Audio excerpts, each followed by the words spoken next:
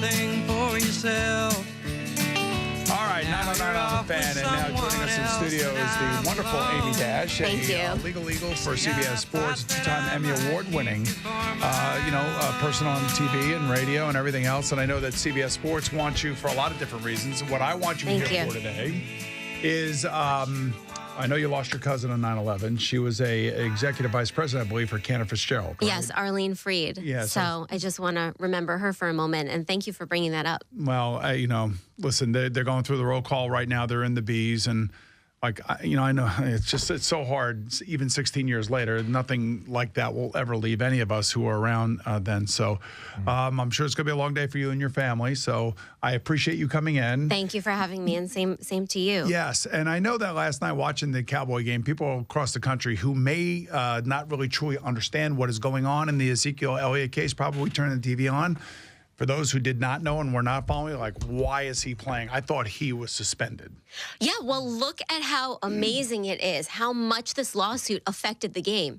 I mean, the defense basically crushed the Giants' offense. Right. So Ezekiel Elliott, he got his 104 yards rushing. Right. And he was amazing, right? So this case not only impacted the game, but the whole season. It does, and it looks like that Ezekiel Elliott is probably going to play the whole season. Now, you and I were having a conversation.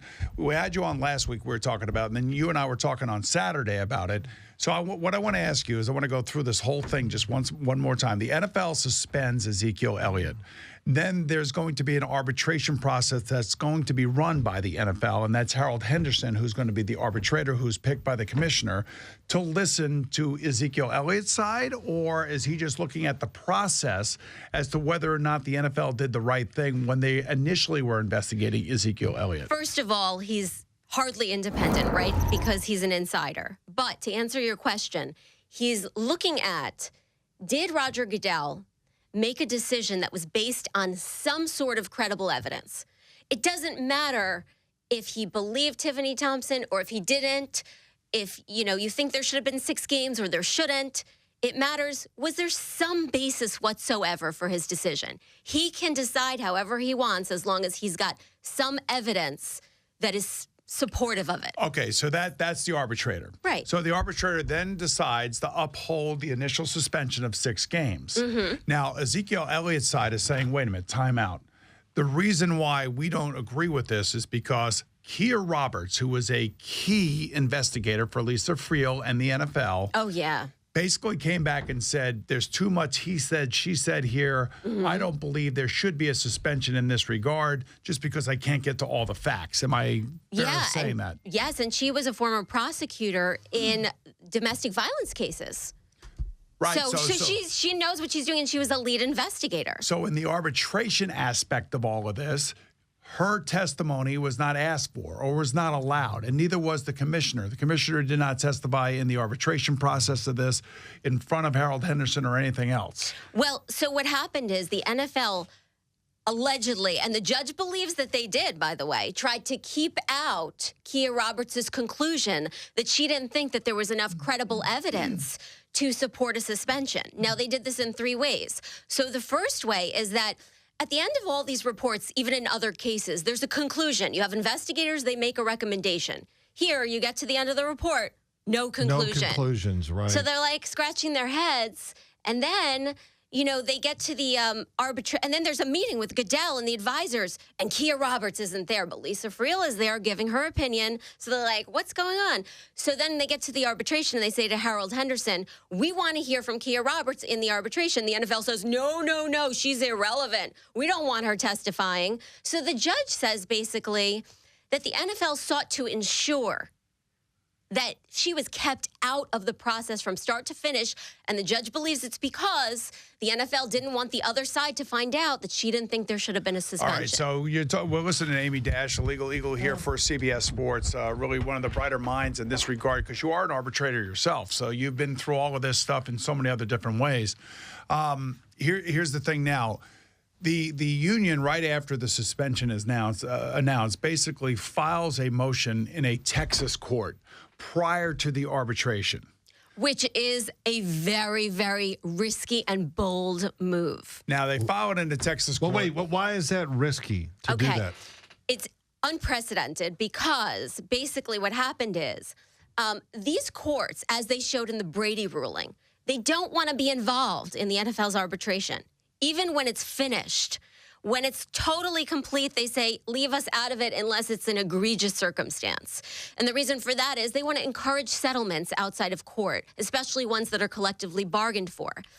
So basically here, they're going to court before the decision's even out, before the arbitration's even finished. So that's crazy. And on top of that, the union at this point, when they file for that, don't even know that at the arbitration that Kia Roberts is not going to be allowed to be in there, or the NFL is going to shield her opinions from that arbitration. I'll correct you a little bit. They had just found out. And they were like, this is incredible. There's a conspiracy. So they go to court and they say there is a league-orchestrated conspiracy to keep this woman's conclusions out. And if Harold Henderson hadn't let her testify, we would have never found out. Because it was in the arbitration that they found out that Kia Roberts didn't think there was enough credible evidence to suspend him. All right, so then they file in Texas, of course, and then this judge gets it, and the judge accepts it, which is the unprecedented part of it because the arbitration hadn't been done yet. That's exactly right. Not only is it very difficult to get an injunction when you file for it properly. Yes. It's almost impossible to get it when you file for it improperly. And this is not what they call a TRO, a temporary restraining order. This is actually a preliminary injunction. He gave them both. Okay. A preliminary injunction is basically an extension of a temporary restraining order. Oh, it is. But is it? It could go on for months. It could go on for years. So Ezekiel Elliott is playing football the rest of the season. Well, here's the thing. Likely, yes, but... Man, these lawyers can just basically say everything. There's always an exception, right? Yes. So likely, yes, but the NFL can appeal the preliminary injunction. It's going to be very difficult for them to get it overturned, but they have the option to appeal it. Where will they appeal that to? In Texas. They'll have to appeal it in Texas because that judge now owns this case. Oh, yeah. You know, they tried to file in New York. And that didn't happen. Oh, it's over. Forget it. They're not going to be in New York. Is that because the judge here in New York said, I am not superseding the judge in Texas? The judge in Texas decides whether to send it to New York. That's why. And so the judge in Texas, is he a Cowboy fan?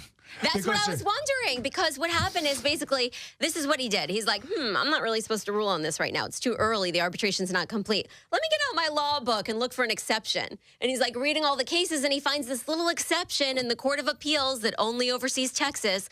And it basically says that if somebody rejects their own bargained for agreement, their own contract, then you don't have to wait till the arbitration's done, because they've rejected their own remedy. So he says that the NFL basically rejected their own CBA by doing this conspiracy and trying to hide all this evidence. So now what does this do in your eyes in terms of the the distrust between the players and the league office? It's bad because when they won with Brady, basically Brady stood for the fact that something has to be incredibly unfair if you're going to win in court against the NFL. Brady tried to make unfairness arguments. He was like, they wouldn't let me cross-examine Jeff Pash or look at his notes. And the court was like, Jeff Pash, he's kind of like a supporting character. So he's not Pash important. Is basically the head legal guy for the NFL. So he's an internal NFL guy that was going down this. Somebody in the NFL, basically, and maybe it is Jeff Pash, maybe it isn't, I don't know. But somebody in this case sounds to me like they said, do not bring up Kia Roberts. Well, the judge said that it was Lisa Friel, along with counsel, I'm assuming here Jeff Pash, who decided not to have conclusions in the report. Right. But they don't know who kept her out of the Goodell meeting. So I mean, you can understand why there's distrust now. Yeah. And now, so you're a woman. You know this whole case inside and out. You've seen it. You've read all the different aspects of the case, all the different testimony and all the investigation stuff. I mean, as a woman, how do you feel about this? It's hard to put my woman hat on when I've had the lawyer hat on. I know, but you have to put it on because that's part of it. I feel that it's sad that we will not know through this process whether Ezekiel Elliott committed domestic abuse. The court is not going there.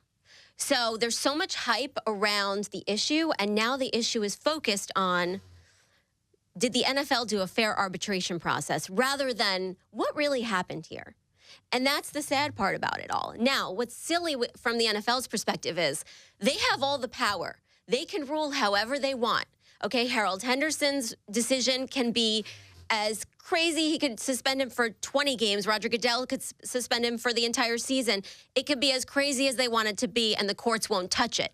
All they have to do is be fair in the process. So if you have all the power, let Thompson testify, the accuser. Let Goodell, testify. Let them get the notes. Give them everything so that there's nothing that they can say is unfair about it, and then rule how you want, and the courts won't touch it. So I read everything, and it was tough to read the whole case and everything they put out there. So you, of course, have done this, and you say you feel bad that you're never going to really know if there was domestic violence or not. So you've read all the information. Yeah. And I'm just not the lawyer. I'm asking you as a person. Yeah. What would your answer be after all the facts that you've read? It's really tricky because there's so much evidence that she was the victim of domestic abuse. There's not enough evidence directly connecting him. In fact, none directly connecting him. There's circumstantial evidence. She's got a black eye. She's got bruises. She called the police months before the July incidents. There were apparently 3 or 4 incidents before he was drafted that the NFL never even decided on. So it was allegedly going on for months. And she's got all these bruises, and she's texting people pictures and explaining what happened to her on the day that it happened. So the NFL made the logical leap that he was with her. He didn't say who else did it. He must have done it. Now, so it's hard. Did any of this have anything to do with the Mardi Gras situation where he pulls the girl's top down? No, I mean, Goodell looked at that and just said that it was reflective of him not having respect for women, basically. So it could have added to a little bit of this. And I guess, can you understand the political firestorm that the NFL finds itself in after the mishandling of the Ray Rice domestic violence case? Yeah, but what was so great about that is that Roger Goodell assigned a former federal judge, Barbara Jones, who was impartial. And yes, she ripped on him, but what happened? What came from that? A better domestic violence policy. Sure. So why not have independent people? Why be so scared to have people criticize you if something good can come out of it? Instead, he goes back and assigns somebody who's an insider to oversee these arbitrations. And shockingly, the insider, who went to Harvard Law School, by the way, doesn't allow the accuser to testify in the hearing. Henderson. Yeah, Harold Henderson. Amazing to me. I went to Boston University, okay? I understand that if somebody is accusing someone of something else and their credibility is in question, they are a necessary party at the arbitration. They need to be cross-examined. And because he wouldn't allow it, that's why the judge gave this injunction, because he's like, it was unfair. And how do you feel about Joe Lockhart, the spokesperson for the NFL, coming out and saying that this is a disgrace on behalf of the union in the form of victim shaming? I think the union has a job to do, but I think less the union, more so Ezekiel Elliott's lawyers. They did what they had to do, but don't be fooled. They rounded everybody up, and there were people who did not cooperate with the NFL because they hid behind Ezekiel Elliott's lawyers. Ezekiel Elliott's lawyers carefully worded their statements and submitted them to the NFL. And one of those people was one of his best friends, Alvarez Jackson, who was allegedly a witness to the domestic abuse. So his lawyers got in the way of the NFL being able to do a real investigation. All right, so let me ask you this question then. That's kind of interesting because you're saying on one side you can't interview these people, but on the other side you can't interview those people. Right. So I mean, at the end of the day, Ezekiel Elliott's lawyers were smart, were deceptive in their own way. He didn't hand over his text messages. Exactly. So I mean, he didn't cooperate. He didn't cooperate at all, and so they're telling the judge that the NFL got in the way. The NFL got in the way that we were not allowed to hear Keir Roberts, the investigator's testimony. But then why wouldn't the NFL just go to the judge and say, well, look, these lawyers over here are shielding all these other people we want to talk to, and we can't get to them because they won't allow us to talk to them. The reason is this is not remember. This is not a legal investigation. This is just an investigation by a private party trying to get answers to discipline somebody within their league. Well, you just answered your own question. That's the reason why they're not making that argument, because Roger Goodell has created his own system of justice, basically, where he is the judge, jury, and executioner. It's like a circus. He's the ringmaster. He's got his investigators. He's got his panel of experts. But nobody's really independent. He picks everybody. So that's why they can't make that argument, because they're taking justice into their own hands. And interestingly, they did do a more exhaustive investigation than the NFL. I mean, than the local prosecutors. Right. Because the local prosecutors didn't even want to touch the case, because the second that somebody is caught in a lie, most juries won't believe them, period. It's kind of like you're looking for the right person to put on the stand. So they looked at Tiffany Thompson's text messages and stuff about taking Ezekiel Elliott down and I'm going to make your life miserable and all that other stuff as a form of, you know what? If we put her up on the stand, she is not going to be credible because of these text messages and emails. Yeah, like there was a bar fight and people weren't sure if she had gotten injured in the bar fight. And then allegedly she had a friend to lie for her. Yeah, she did ask the friend to lie for her, the friend said. And then she got this email account where she named it Ezekiel Elliott sex videos. Right. So, you know, her motives were a little bit suspect there. So it's so much. I'm still confused. And I told Boomer. I could sit here all day. Here's what I want to know, though. Is there, when it's all said and done, is there a chance that this will completely go away for Ezekiel Elliott? Or is somewhere down the road, is he going to get suspended? That if you had to, I know it's a guess and that's not what you do, but that's what, is he going to get off of this? And is the NFL going to have to drop its case against Ezekiel Elliott? If the arbitration award is overturned, yeah, unless there's something in the collective bargaining agreement that they can go back and redo the investigation and redo the arbitration, but I doubt that there is, not that I'm aware of. Well, this could change the entire landscape of the way the NFL does things. I would imagine the union's probably going to use this in the next negotiating session regarding a new CBA and everything else, because they're going to be, the union will always push at this and always look at this and say, you know, this is why you can't trust what the NFL is doing in terms of disciplinary action towards its players. But, you know, on the other hand, a lot of this stuff doesn't look right, man. It's ugly to the paying fan. It's ugly to women who support the NFL. And I also get that mindset. I also, because, you know, we went through that for like 3 years. Yeah. With the Hardy and the Ray Rice and then, you know, the switching with Adrian Peterson. But, you know, I don't see why, Boomer, it would be so difficult when the time comes, when the new collective bargaining agreement comes around, where they wouldn't agree, let's have an independent and let it fall on somebody else's panel watch. to do this. And take the commissioner out of it, and so he doesn't have to deal with all the negativity that comes along with it. He could just step back and say, you know what?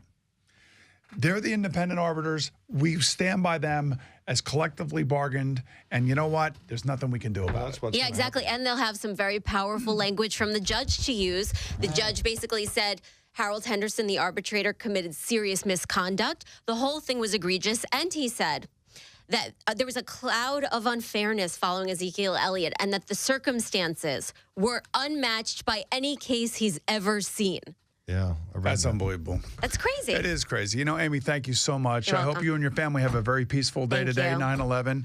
And thanks for coming in. I really do Thank you. appreciate And by the it. way, I just want to say your son is doing such great work on Twitter trying to help people with cystic fibrosis who are suffering the effects of the hurricane. So I Yes. hope everybody supports him and your foundation. You know what he's doing? And he loves J.J. Watt. He just absolutely loves J.J. Watt. He was inspired by J.J. And he said, Dad, how about we stay in our lane and we try to help the people that we normally help and reach out to the people down in Hurricane Harvey and now also Hurricane Irma. So he has put this whole thing together based on what J.J. Watt has done within our community of cystic fibrosis. And he makes me really proud. And he's passionate. So I hope everyone supports him. Yeah, he was. Thank you so Okay, much, thanks Amy. so Have a much. great day. You too.